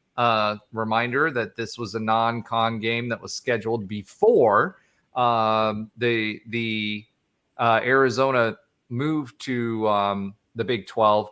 However, good on Kansas State. Their quarterback looked great. They looked like a much better team than they did against Tulane. Tulane is still a good team, folks, but Arizona is who we thought they were. I told you that they are a paper tiger. All they have is their quarterback and wide receiver, who, by the way, won national honors for his performance, 309 yards receiving last game. Or last week. Arizona State beats Texas State 31-28 in a hotly contended game. Again, this looked like a P4 playing a G5. GJ Kinney, who you should all know, is Texas State's head coach, and they played really, really well. I was expecting them to win that game, but they lost in the end. Overall, the Big 12 went 11-4, and we still have 4 ranked teams. Now, the key is not necessarily the amount of ranked teams, but how high they will be ranked as the season progresses. So keep an eye on that. Utah currently is ranked at number 12, KSU number 13, OSU number 14, ISU, a lot of SUs here, at number 20. UCF is getting 6 AP votes and 27 votes in the coaches poll. So seeing a little bit of progress, but still no respect. I feel like if when we play Colorado, that will change. That's the media effect. According to Mr. Ford, UCF has the best chance to go undefeated in conference play, an 8% chance, and 33% chance to go 8-1, and a 30% chance to go to the playoff right now, with the FPI saying that we're going to win the rest of the way. So that's interesting considering who we have on the schedule. All right, that will wrap it up for the Big 12. No real embarrassing losses this week. So far the teams are kind of playing out the way that we thought and the way that we've kind of described them after the first few weeks. Scattaboo won honors again this week nationally as well. When we play them, he's going to be the guy that we have to stop. If we can stop Scattaboo, which is our strength in between the tackles, then we'll be just fine. Poor guy named Scattaboo. All right, let's go ahead and pivot. All right, we're going to give a little listener love this week. Just a quick shout out to all the listeners giving us comments on our YouTube channel. it's really, really good for us to get the feedback, B, keep the conversation going, and it helps us understand what you guys are reacting to and what you're not. So let's give a few shout outs and talk about a few comments. No, number one, Josh posted the UCF versus Sam Houston score prediction from Sam Houston fans. I really love it when Josh does this, because when we're playing at home, he always tries to tag at least a fan. And this poor kid, he looked like he was like 12 years old, and his grandpa were there, and he had his score prediction. And Jacob Sibley says, "Lil bro could not have been further off." 100% true. And you felt like grandpa was just trying to support the kid. It feels very much like when we were in Conference USA. So shout out to Jacob Sibley. RGUA Piri, Guapiri.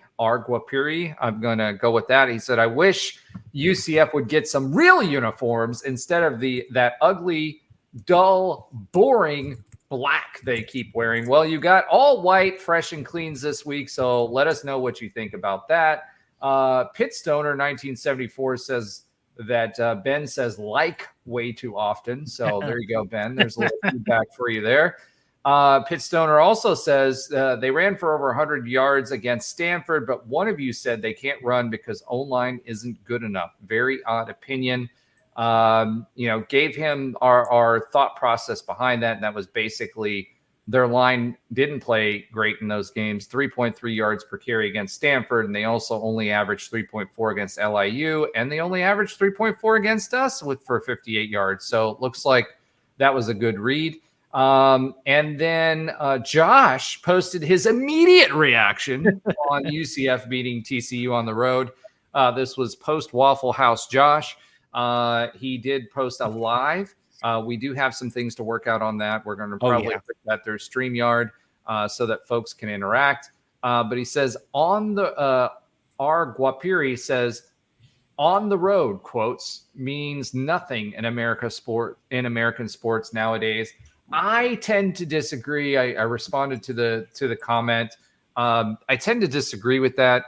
One, it still messes with your schedule. You don't get as much time at home, like doing film study, etc. When you're traveling. And number two, clearly TCU early on, the fans were loud, although Fox kind of drones out the fan sound, which drives you nuts, and the bands, which drives you nuts. But there is an advantage for home field advantage when you have a sold out crowd, and TCU was sold out. So, I still think that we do have an advantage in football. The home team does have an advantage in football. So that being said, thank you so much for participating. Thank you so much for subscribing, for listening, for commenting, and all of the tings. We appreciate you very, very much. All right. Let's go ahead and pivot again. All right, pivoting again. Alan, do you have an oxymoronic stat of the week? I think I know the answer to this, but I'm going to ask. Of course I do. What? That's not what the notes say. All right. Alan, they always say no. Oxymoronic stat of the week. Go ahead, Alan.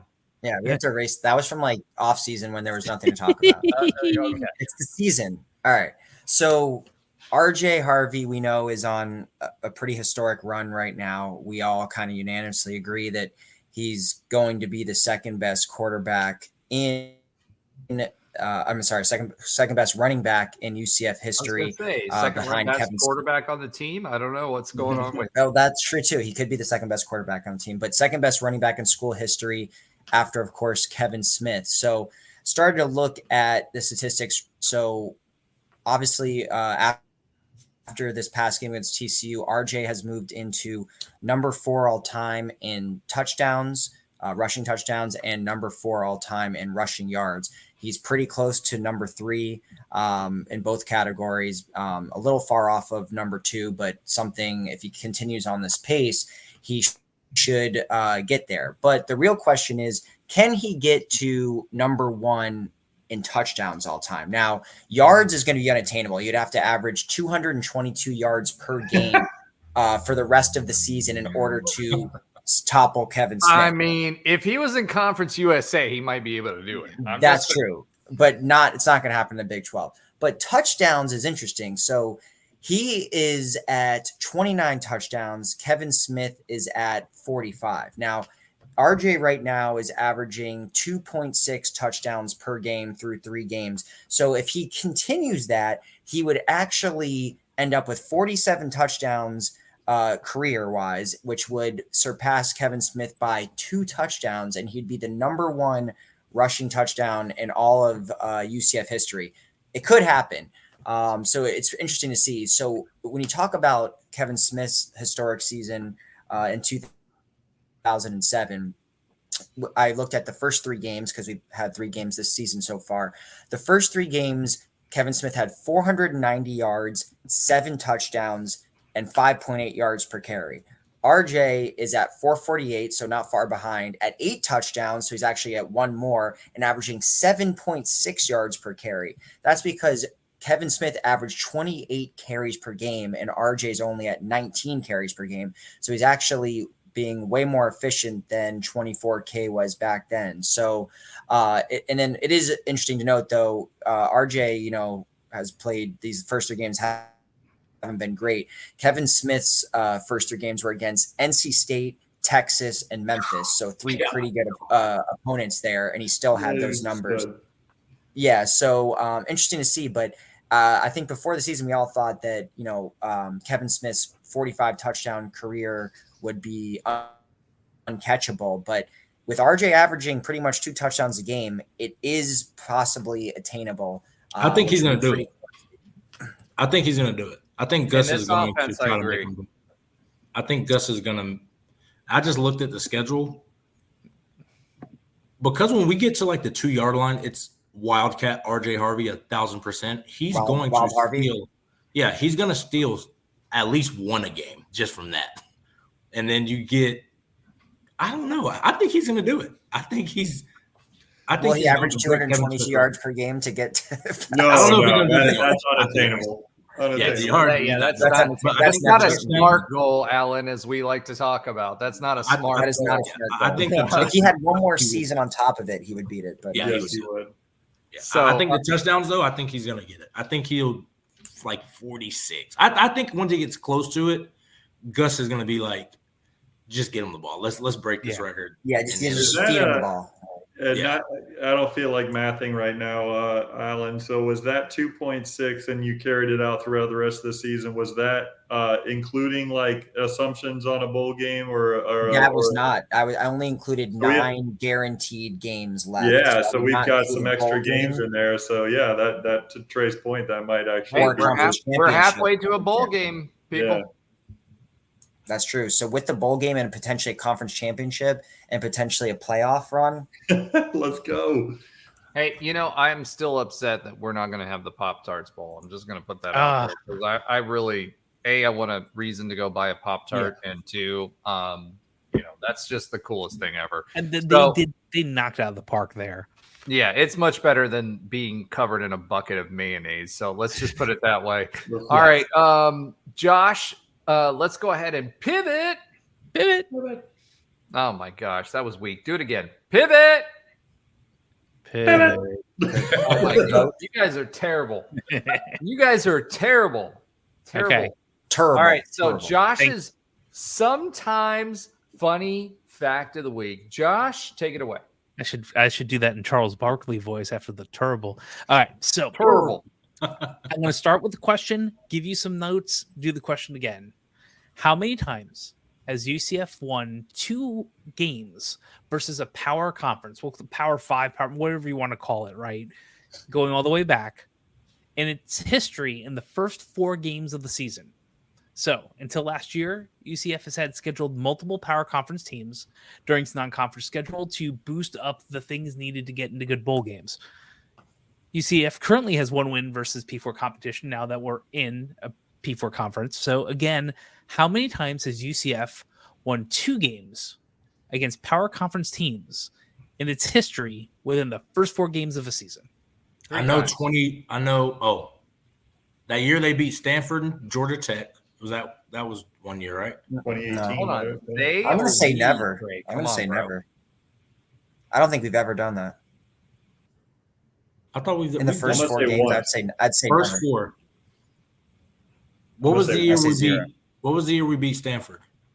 That was 2019, 2019, wasn't it? and we lost to Pitt that year, so that was not it. Ooh. 2017, we only beat Georgia Tech in the first 4. 2018, we beat Pitt, and I don't even know if that was in the first 4. That might have been, it's probably in the first 4. Yeah, it was.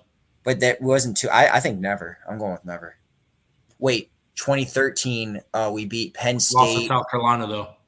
We lost to Louisville.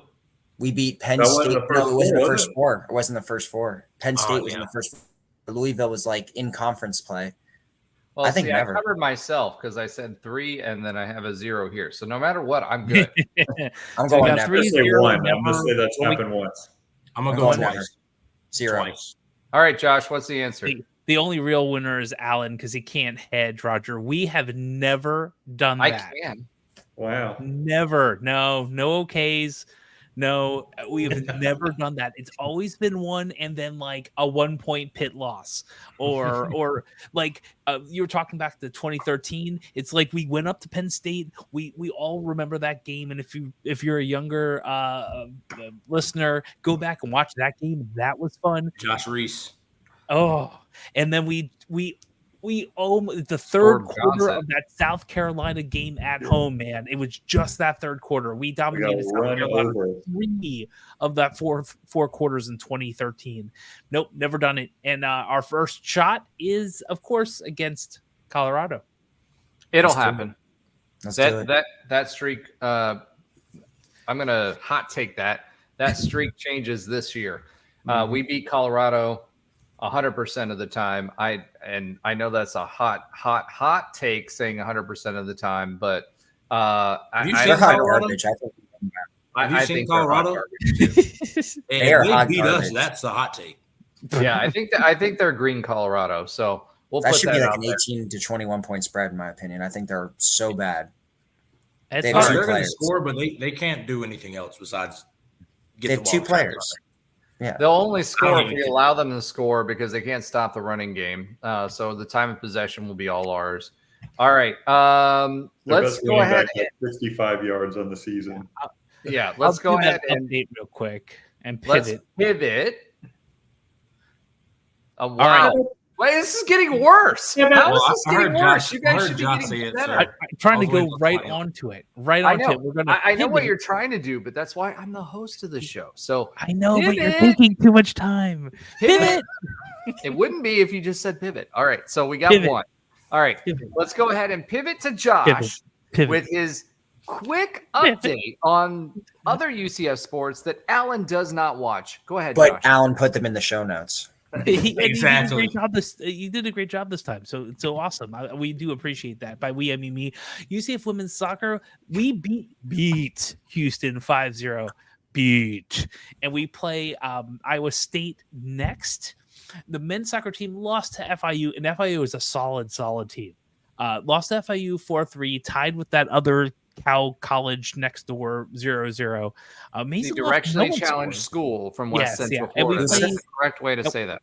Yeah. We put. I'm assuming James Madison because that's why I fully pull out JMU. I'm assuming it's James Madison University. James Yes, Madison. it is. Yeah. I just want to make sure, but that's why I spell things out. I like good copy. And the women's volleyball team beat FAU 3-2, and they were down 0-2 and won 3 sets in a row. Unfortunately, lost to a ranked FSU 3-1. That was their first loss of the season, and they play Nevada next. All right. So, Josh, other than the subtle jabs at not so subtle jabs, actually, at Alan, thank you for that update. And thank you, Alan, for putting those notes in. Yeah. So, that being said, hey, Night Nation, what can I say about last week? It was great to be on the winning end of that, right? Yes. The other thing is, I think this team is different in the sense that they've got the right attitude. I think the whole why conversation and making sure that they did the things in the off season to be prepared from a strength and conditioning standpoint are definitely going to be positives. And I do agree that this game is something that will stick in everybody's minds and make sure that they understand that no matter what happens, you strain, you do the extra, and you win. So it was a great time, a lot of celebration. I did not fall asleep till 3 o'clock in the morning. Yeah, because I was legitimately that excited. Obviously, Josh was. Go ahead and check out the stream that he put out there. And next week, we will not have a stream because there's a bye week. But the following week for Colorado, we definitely will have another stream.